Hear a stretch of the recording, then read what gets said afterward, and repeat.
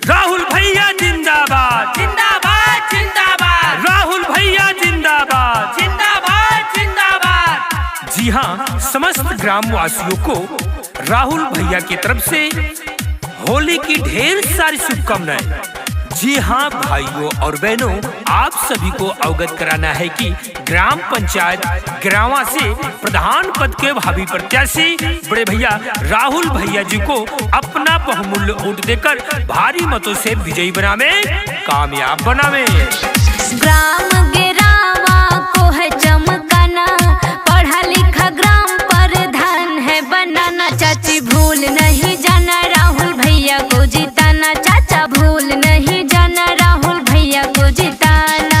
Gram गिरावा को है चमकाना, पढ़ा लिखा ग्राम प्रधान है बनाना। चाचा भूल नहीं जाना राहुल भैया को जिताना, चाची भूल नहीं जाना राहुल भैया को जिताना। राहुल भैया जी का कहना है, सम्मान किया हूँ सम्मान करूंगा, सम्मान किया हूँ सम्मान करूंगा। अगर मिला आप सभी का आशीर्वाद तो गांव का विकास करूंगा। तो भाई और बहनों, अपना बहुमूल्य वोट देकर भारी मतों से विजयी बनावे। सब कर सहारा बाटे कर देखे भाल हो, पिछड़ा गरीबवन के राखे ले ख्याल हो।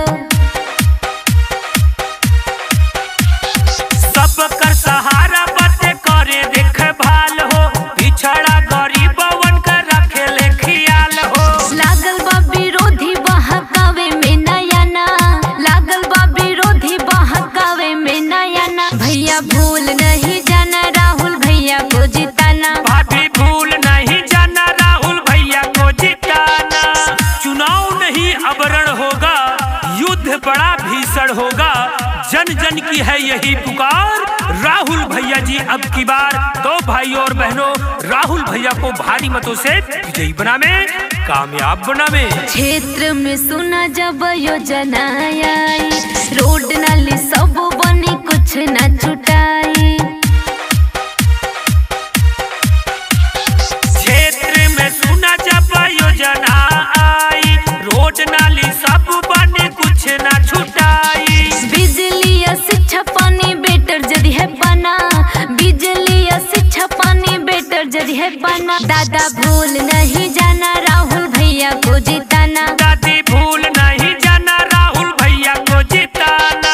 जालिम कितना जुर्म करेगा सत्ता के गलियारों से, ग्राम सभा घेरावा गूंज रहा है राहुल भैया के नारों से, राहुल भैया के नारों से।